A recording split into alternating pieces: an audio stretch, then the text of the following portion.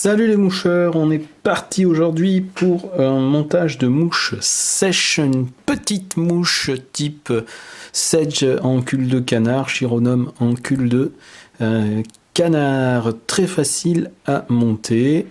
Il nous faut un hameçon de petite taille, du 16 au 22. On va avoir besoin de soie de montage noir 14-0, de cul de canard teinté en noir, et on va avoir besoin de coups de coque grizzly chinchilla. Et c'est tout, on est parti, on va attaquer notre montage en laissant un petit peu d'espace à l'œillet. On va fixer très rapidement la soie.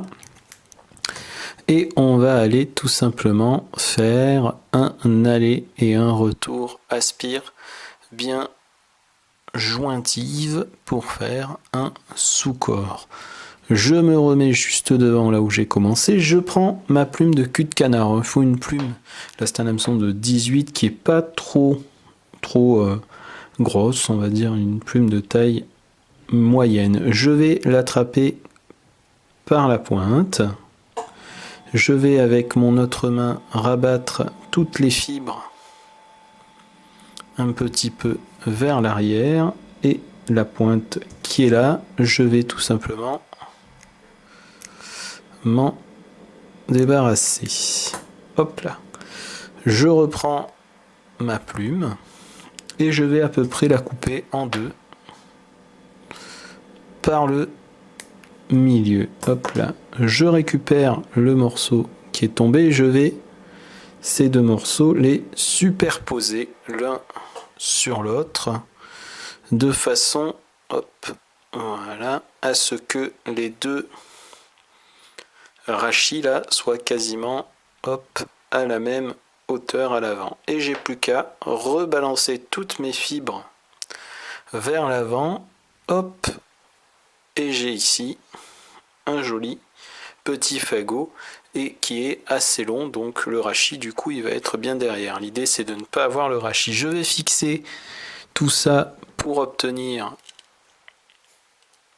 hop, une aile. Donc j'ai vraiment emprisonné en fait que les fibres. Je vais quasiment comme ça jusqu'à l'œillet. Je m'arrête juste avant et je vais éliminer l'excédent. Je viens finir de fixer ça en tête et je me replace contre mes fibres.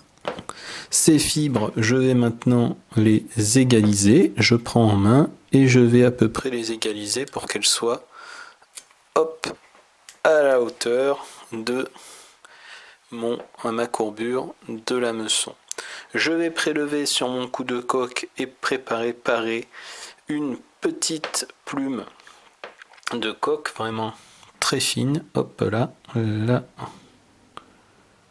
Voilà, donc coque grizzly.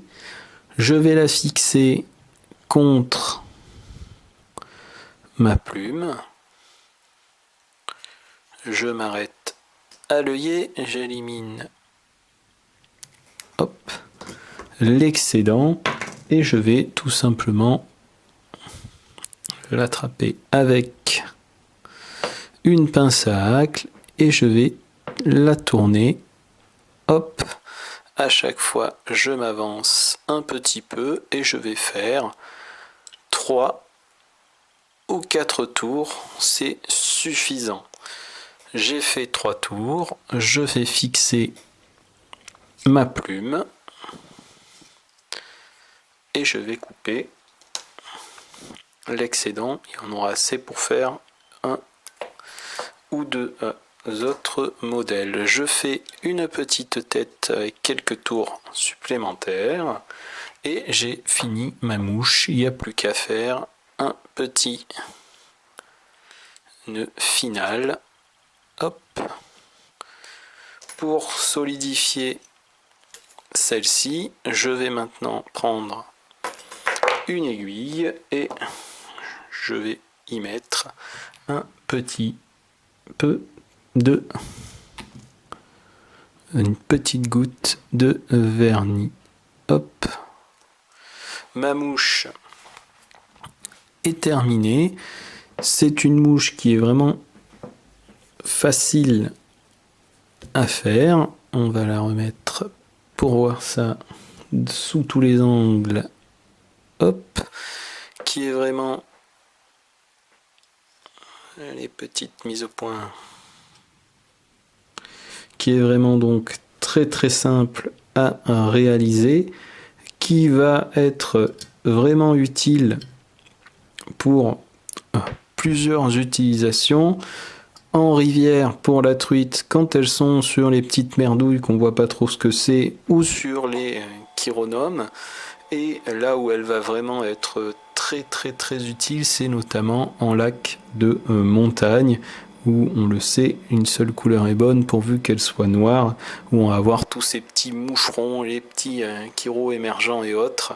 Donc c'est vraiment une mouche qui est assez sympathique et en plus qui est très très facile à faire. Je vous dis à tous bonne pêche et bon montage.